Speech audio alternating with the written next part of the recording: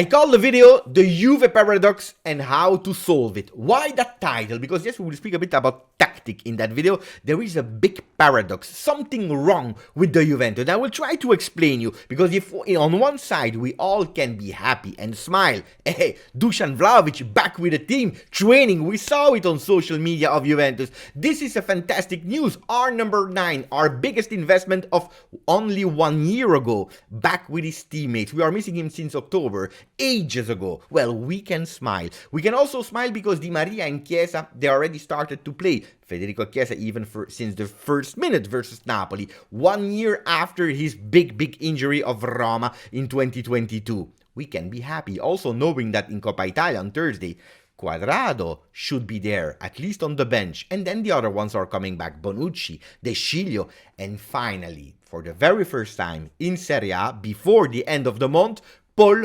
Pogba. Is this not fantastic? Well, yes. Are all our problems solved? Finally, we have our team complete, which didn't happen, I believe, since the times of Maurizio Sarri.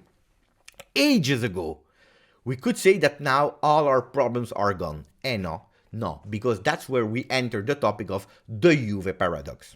Ciao Juventini of the world, my name is Giuseppe, welcome back on the channel, second video of today. If you didn't see the news, go back. But we have to speak about tactics, a paradox, a problem in that Juventus. What is the paradox? Well, that from the moment that we will have 100% of the Juventus team at disposal of the coach, it will create more problems than when we were actually missing 5, 6, 7 players. Pepe, are you crazy? What are you speaking about? Well, I tell you, according to me, since the beginning of the season, I believe that the team is not a team that has an harmony. It's not a team that is actually able, with the same men, to play in one formation, regardless of the men that you are missing. We have a team that is split in 3. Excluding the goalkeeper, because the goalkeeper is probably the only role where we have absolutely no problem. We have actually a luxury problem that we have 2 solid good goalkeepers and both of them can play as the number 1. But if we start with a defense, we have a defense made for 3 men. We have a midfield with 7 midfielders. I'm speaking if everyone is ready. Speaking about 5 plus 2 young players that are there for the first time in Serie A, now Fagioli and Miretti. And we have actually offensive players that are made also for a 3-man offensive line. Well, this is impossible. You can't play with 3-3-3. It's not enough. You miss some player. You miss 1 player. You can't play with a 3-6-3 because the problem, or 3-5-3, because the problem is that you are too much player, 1 player too much. So you have to make decision. Juventus has been worked on, management with Cherubini, Allegri with his technical staff, the fans, the journalists, since the summer in a 4-3-3. What is the reason for that 4-3-3? Doing better than last year in terms of results, but even more than results, also in offering a better football play. Then you will tell me, Pepe, Allegri is not able to give more and better football. No, guys, you know it. Allegri is also counting offensively on individualities. Well, these individualities were identified. Di Maria. Do we want to put actually the qualities of Di Maria in doubt? Impossible. Chiesa, it was a matter of weeks before he could be back. Probably in September he should have been there in that starting lineup, in that 4-3-3. Pogba, physicality, experience, leadership, shot from the distance, technique, dribble, skills, the brains, the accuracy of Paredes. Guys, the team was made with Chevalfou, Rabiot, up and down as a box-to-box. The team was made actually virtually to be perfect on paper. The problem is that Juventus, with that lineup, they don't invest. Also financially, we don't have the money, and we were blocked with contracts like Quadrado, like Alexandro. We don't invest in fullbacks. We start with that 4-3-3. I remember Sampdoria, Fiorentina, Spezia. I was in Spezia, Roma. But the problem is that these players, they are not there. So it remains a virtual, fantastic, beautiful Juventus. And indeed, on the field, we see that it's not working because the results are not there. 0-0 versus Sampdoria, 1-1 versus Fiorentina. We lose versus Monza. Do you remember the loss of Monza? Disaster performance one after the other. When we realized that, well, in the back, these men were not made to play with 4. Because Alexandro, it's over. It's a finished left back. It's over. Danilo, He prefers to play as a center back, said by him and the coach publicly in press conference, because he has more vision, more leadership. Bonucci, made of glass now because he's older. It's over the physically integer Bonucci like we knew him in the past. And Bremer, we understand that he can't play in a four-man defense, especially not on the left side of that four-man defense.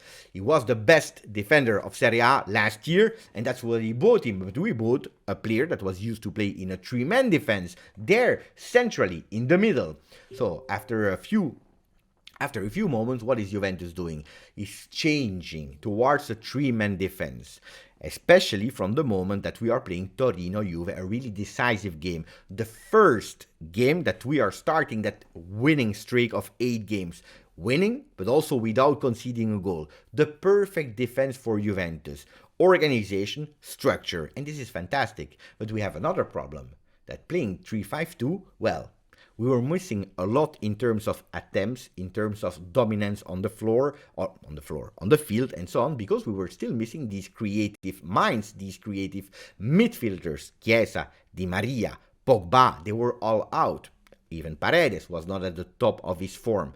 What creates that we have no patterns, we have no idea, and a lot of time we are actually going with a 1-0. What is Juventus doing at that moment?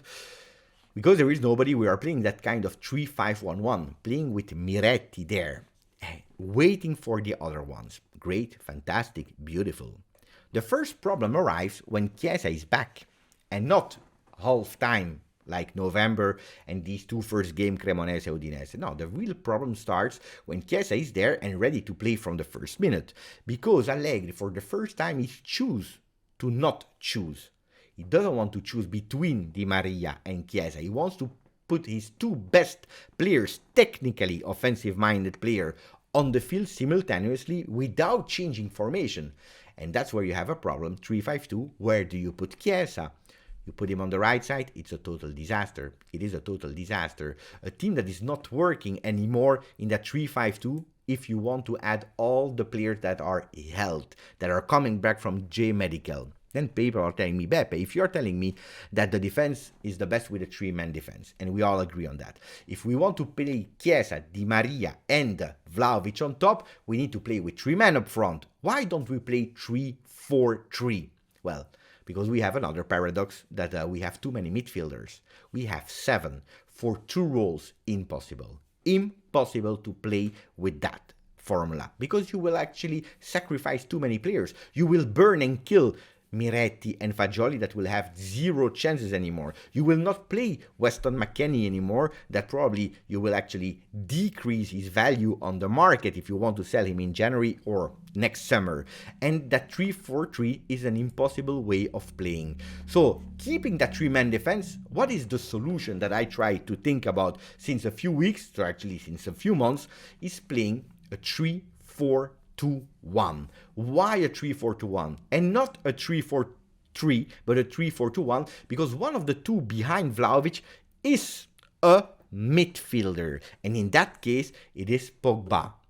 3-4-3 with Rabiot, Locatelli double pivot, you are increasing actually Locatelli skills because he loves to play in a 2-man midfield like he played at Sassuolo back then. Kostic is used to play the 3-4-2-1 with Frankfurt. You have Cuadrado, the only weak point of that Juventus, because Cuadrado, we know it, is his last year of contract, and at the moment we have nobody on the mercato that we are looking to buy. There are some names, but no certainties. But then, Chiesa and Pogba up front, because Pogba is the midfielder that can easily come back in that midfield to create that 3-5-1-1 when we lose the possession in first phase. In second phase, if you are losing too much possession, if we are really attacked in certain moment of the game, you can easily drop in that 5-3-1-1 with Kostic and Cuadrado dropping down to form a 5-man defense, Locatelli, Pogba, Rabiot in the middle, physicality, intelligence, power, also players that can really go fast in terms of counter-attack, where you have a link with Vlahovic, and that is called Federico Chiesa. Not isolating Vlahovic too much, but also thinking about the subs, because you will tell me, Beppe, but you are sacrificing Di Maria. No, I take Di Maria into account, but the Di Maria that we saw this season is a Di Maria, but also with Argentina, that can't finish a game or start and finish a game. He can't play all the game because otherwise he has cramps, maybe he's at risk of injuries, so you rotate him. With Federico Chiesa, that we don't have to forget, is coming back from ACL. He's not a player at 100%, and Pogba that will come will also not be at 100%. So Di Maria will rotate in these roles with Pogba and with Federico Chiesa.